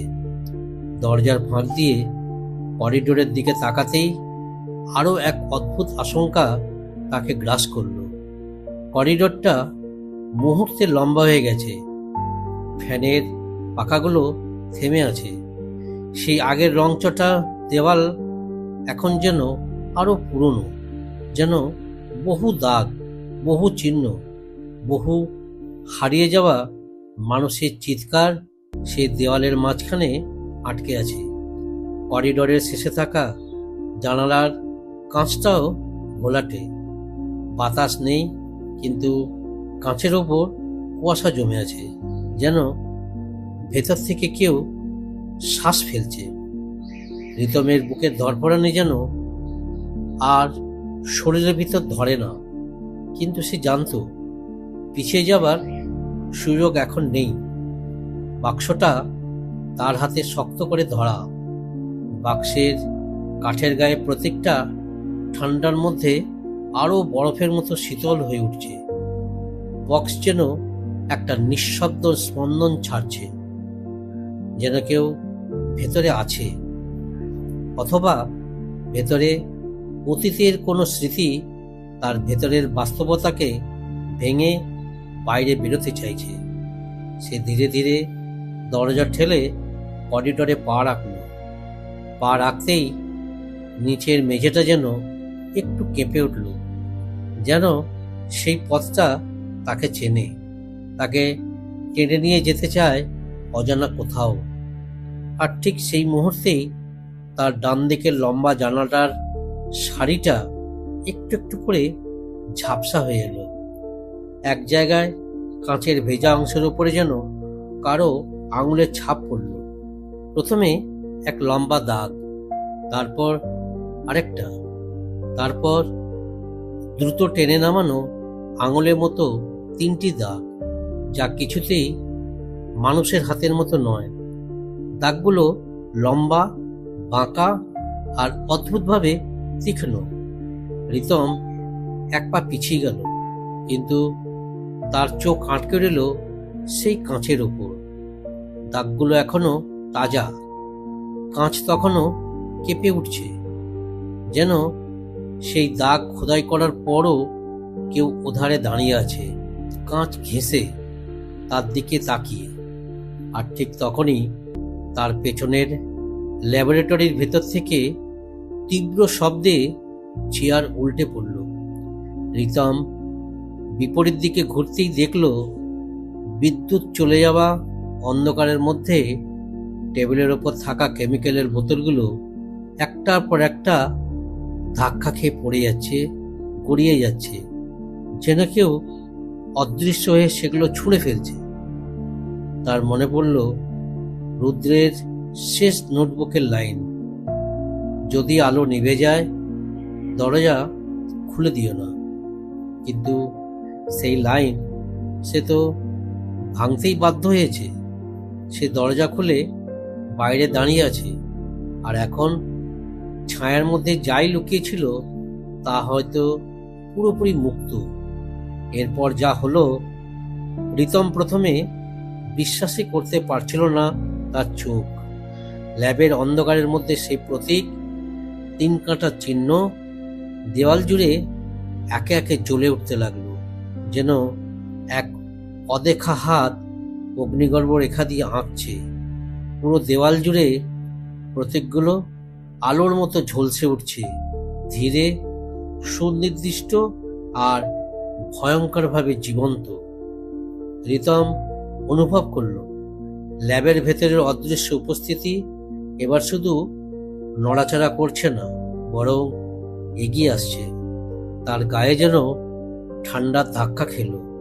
ঠিক পাশে কেউ দাঁড়িয়ে আছে। এটুকু বুঝতে মানুষের চোখের দরকার হয় না। সে নিঃশব্দে ফিসফিস করতে শুনল, বক্সটা দাও, দাও, ও ফিরবে। রিতম চোখ বন্ধ করলো না। সে জানে অন্ধকারে চোখ বন্ধ করা মানেই ছায়ার কাছে আত্মসমর্পণ। সে বক্সটা আঁকড়ে ধরে পিছিয়ে যেতে লাগলো। করিডোরের আলো নিভে গেল। ল্যাবের দরজা থেকে বেরিয়ে আসা সেই প্রতীকের আগুন আঁকা আলো তার পেছন ছাড়তে লাগলো, বাড়তে লাগলো, এমনভাবে যেন পুরো করিডোর একা অদ্ভুত সংকেতের নেটওয়ার্কে ঢেকে যাচ্ছে। আর ঠিক তখনই করিডোরের শেষে দূরে জানালার সামনে অন্ধকারের মধ্যে একটি ছায়া দাঁড়িয়ে থাকতে দেখা গেল। উচ্চতা রুদ্রর মতোই, কাঁধের গঠনও একই, কিন্তু মুখটা অস্পষ্ট। মাথার চারপাশে যেন অন্ধকার পাক খাচ্ছে। রিতম নিঃশ্বাস নিতে ভুলে গেল। ছায়াটা ধীরে ধীরে এগোতে লাগলো। 1 পা, 2 পা, তারপর থেমে গিয়ে মাথা একটু কাত করল, যেন চিনতে চেষ্টা করছে। রিতম 1 পা পিছিয়ে গেল। মেঝে কেঁপে উঠল। তার পায়ের নিচে থাকা পুরনো টাইলসের ফাঁক দিয়ে ঠান্ডা বাতাস উঠে এলো, যেন নিচে লুকোনো কোনো ফাঁকা ঘর থেকে শ্বাস পড়ছে। ছায়াটি এবার স্পষ্টভাবে বলল, তুমি সত্য জানো না। স্বরে মানুষের মতো উষ্ণতা নেই, নেই জীবন। আছে কেবল শূন্যতার ঠান্ডা আর অপেক্ষা। প্রীতমের পুরো শরীর জমে গেল, কারণ সেই মুহূর্তে সে বুঝতে পারল, রুদ্র যদি সত্যি এখানে এসে থাকে, তবে সে আর পুরোপুরি মানুষ রয়ে যায়নি। গল্প এখানেই থেমে থাকে না, বরং এখন শুরু হচ্ছে সেই সত্যের আসল দরজা, যার কাছে দাঁড়িয়ে প্রীতম বুঝে গেল বক্সটা খোলা মানেই বাস্তবের মাটিকে বদলে ফেলা, এবং সে আর ফেরার পথ পাবে না। অন্ধকার করিডোরের শেষ প্রান্তে দাঁড়িয়ে থাকা ছায়াটা যখন রিতমের দিকে ধীরে ধীরে এগিয়ে আসছিল, তখন মনে হচ্ছিল যেন পুরো পৃথিবীটা নিস্তব্ধ হয়ে গেছে। শ্বাস নেওয়ার শব্দও যেন দূরের কোথাও আটকে গেছে, আর বুকে চলতে থাকা হার্টবিটই একমাত্র শব্দ, যা তাকে মনে করিয়ে দিচ্ছে যে সে এখনো জীবিত। কিন্তু সেই মুহূর্তে জীবিত থাকা মানে নিরাপদ থাকা নয়, বরং জীবিত থাকা মানে মৃত্যুর মুখোমুখি দাঁড়িয়ে থাকা, একটি সত্যের সামনে যা 10 বছর ধরে ছায়ার মধ্যে লুকিয়ে ছিল। রিতম বুঝতে পারছিল যে ছায়াটা আসছে সেটি রুদ্র, কিন্তু পাশাপাশি সে এটাও অনুভব করছিল এই রুদ্র আর আগের সেই ছেলে নয়, যে হেসে মাঠে বল খেলতো, ক্লাসে নোট শেয়ার করত বা শেষ বেঞ্চে বসে গল্প লিখত। এই রুদ্র এমন কিছুতে বদলে গেছে যা মানুষের রূপের আড়ালে লুকিয়ে রয়েছে। আর রিতমের মনে হচ্ছিল ল্যাবরেটরির সেই অন্ধকারই তাকে এভাবে তৈরি করেছে। সে ধীরে ধীরে বক্সটা বুকে আঁকড়ে ধরল, যেন এটাই তার একমাত্র রক্ষা কবচ। ছায়াটা আরো কাছে এলো, এবং রিতম তখন প্রথমবার স্পষ্ট বুঝতে পারল রুদ্রের মুখটা যেন ধোঁয়ার মতো ঢেকে আছে। চোখ দুটো আছে, কিন্তু সেগুলো মানুষের চোখ নয়, বরং দুটো গভীর কালো গর্ত, যেন ভেতর থেকে আলো শুষে নিচ্ছে। রুদ্র থেমে রিতমের দিকে তাকালো, তারপর ফিসফিস করে বলল, তুই এখানে কেন এলি? সেই শব্দগুলো মানুষের গলা দিয়ে বেরোয়নি। শব্দটা যেন দেওয়ালের ফাঁক থেকে, মেঝের নিচ থেকে, বাতাসের ভেতর থেকে উঠে আসছে। রিতম স্থির গলায় বলল, রুদ্র, তুই কি বেঁচে আছিস? ছায়াটা মাথা কাত করে যেন প্রশ্নটা ভাবল, তারপর বলল, বাঁচা মানে কি? সেই প্রশ্নে রিতমের পুরো শরীরে কাঁপুনি লাগলো। ঠিক তখনই করিডোরের দেওয়ালের প্রতীকগুলো আবার জ্বলজ্বল করতে লাগলো, যেন অগ্নির রেখায় আঁকা সব অদ্ভুত চিহ্ন, যা মুহূর্তে করিডোরকে এক তীব্র কমলা আলোয় ভরিয়ে দিল। প্রতীকগুলো যেন জীবন্ত, স্পন্দিত, নড়াচড়া করছে। আর সেই আলো পড়তেই রুদ্রের শরীরের চারপাশে অন্ধকারটা হঠাৎ বিকৃত হতে লাগলো। মনে হচ্ছিল রুদ্রকে এই প্রতীকগুলোই ধরে রেখেছে, তাকে এখানে আটকে রেখেছে। রিতম সেই মুহূর্তে অনুভব করল, রুদ্র সেই রাতে নিখোঁজ হয়নি, তাকে নেওয়া হয়েছিল। এই ল্যাবরেটরির ইতিহাসে লুকিয়ে থাকা এক পরীক্ষার মধ্যে, এক ভুল কেমিক্যাল প্রতিক্রিয়ায়, একটি পুরনো অভিশাপে, যার প্রতীক সেই 3 কাঠার চিহ্ন। রিতম বক্সটা হাতে নিয়ে একটু এগিয়ে বলল, এই বক্সটার মধ্যে কি আছে রুদ্র? এটা কি তোর? রুদ্র যেন মুহূর্তে থেমে গেল। তার চোখের কালো গর্তে হঠাৎই আলো দপদপ করতে লাগলো, যেন রাগ আর আবেদন একসঙ্গে ফুটে উঠছে। সে ধীরে বলল, ওটা খোলো না, তোর পক্ষে ধারণ করা সম্ভব হবে না। এটা আমাকে বেঁধে রেখেছে, আবার আমাকে অস্তিত্বও দিয়েছে। রিতম বুঝতে পারছিল, এটা শুধুই কোনো কেমিক্যাল নয়, এটা সেই রাতের অবশিষ্ট অংশ, যেটা রুদ্রকে মানুষ থেকে অন্য কিছুর দিকে ঠেলে দিয়েছিল। তার ভেতরে ভয় হলেও সে বক্সটা মাটিতে নামিয়ে আস্তে করে কাঠের ঢাকনায় আঙুল রাখল। মুহূর্তেই তার শরীরে একটা তীব্র শীতলতা ছড়িয়ে গেল। ঢাকনাটা যেন নিজেই খুলে যেতে চাইছে, আবার নাও চাইছে। এক অদ্ভুত দ্বন্দ্ব। রুদ্র চিৎকার করে উঠল, না, ওটা খুললেই তুইও এই অন্ধকারের অংশ হয়ে যাবি। সেই চিৎকারে পুরো করিডোর কেঁপে উঠল। টাইলস ফেটে গেল, দেওয়ালের প্রতীকগুলো তীব্র হয়ে জ্বলতে লাগলো। বাতাসের ভেতরে চিৎকারের প্রতিধ্বনি ঘুরতে লাগলো। কিন্তু রিতমের মনে তখন একটাই কথা, সত্য না জানা পর্যন্ত সে এখান থেকে যাবে না।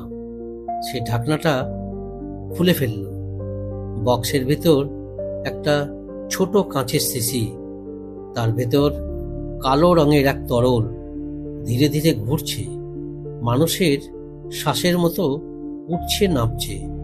আর পাশে রুদ্রের শেষের ছেঁড়া নোট, যেখানে বড় অক্ষরে লেখা, যে এই তরল স্পর্শ করবে সে আলো আর অন্ধকারের মাঝখানে আটকে যাবে। আমি ভুল করেছি, আর ফিরে যেতে পারবো না। আর তার নিচেই লেখা, যদি কেউ আসে আমাকে খুঁজতে, তাকে বলো ফিরে যাক। রিতম তখন রুদ্রের দিকে তাকালো। অন্ধকারে ধরা পড়া সেই ছায়ামুখে একটুখানি মানুষের অনুভূতি ফুটে উঠল, অপরাধ বোধ, ভয় আর মুক্তির আকুতি। রিতম শিশিটা হাতে নিতেই করিডোরে তীব্র আলোতে ভরে গেল। প্রতীকগুলো জ্বলে উঠল।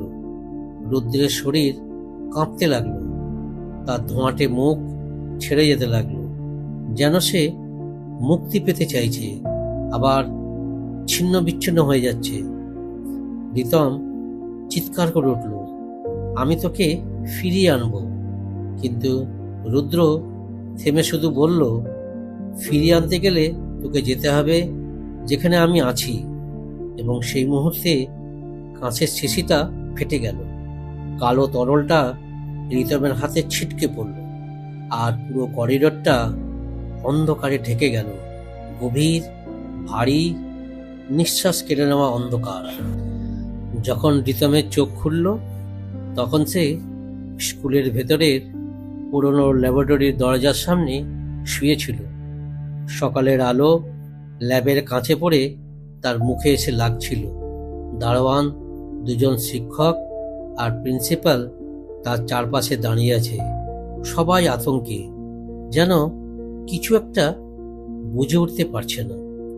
প্রিন্সিপাল কাঁপা গলায় জিজ্ঞাসা করলেন, তুমি তুমি চেতনা হারিয়ে পড়েছিলে? কি হয়েছিল? রিতম উঠে বসতে গেল, কিন্তু মাথার ডান পাশে যেন টনটন ব্যথা। সে তাকালো নিজের হাতে, যেখানে সেই কালো দাগটা আগে ছিল, এখন নেই। তবু মনে হচ্ছে কিছু একটা এখনো তার ত্বকের নিচে নড়ছে। সবাইকে দেখে সে শুধু বলল, আমি রুদ্রকে খুঁজে পেয়েছিলাম, কিন্তু ও আর ফিরবে না। কেউ কিছু বুঝল না, কেউ বিশ্বাস করল না। ল্যাবের ভেতর ঢুকে দেখা গেল সবকিছু স্বাভাবিক। কোনো প্রতীক নেই, কোনো দাগ নেই, ভাঙা কিছু নেই। যেন রাতের সব ঘটনাই হ্যালুসিনেশন। অথচ সত্যটা রিকম জানে, সেটা মোটেই হ্যালুসিনেশন ছিল না। রিতম ব্যাগ গুছিয়ে স্কুল থেকে বেরিয়ে আসলো। মাঠের পাশ দিয়ে যেতে যেতে তার মনে হলো দূর থেকে কেউ তাকে দেখছে। সে ফিরে তাকালো, কেউ নেই, কিন্তু বাতাসে অচেনা শীতলতার একটা রেখা ছড়িয়ে আছে। রাস্তায় হাঁটতে হাঁটতে সে থেমে গেল। তার ডান হাত হঠাৎই অদৃশ্যভাবে ঠান্ডা হয়ে উঠল। মুহূর্তের জন্য হাতে হালকা কালো ছায়া উঠল। মিনিট খানেক পর মিলিয়ে গেল, এবং সে সেই ভয়ঙ্কর উপলব্ধিতে পৌঁছল। রুদ্র পুরোপুরি মুক্ত হয়নি, আর রিতমও আর পুরোপুরি মানুষ নেই।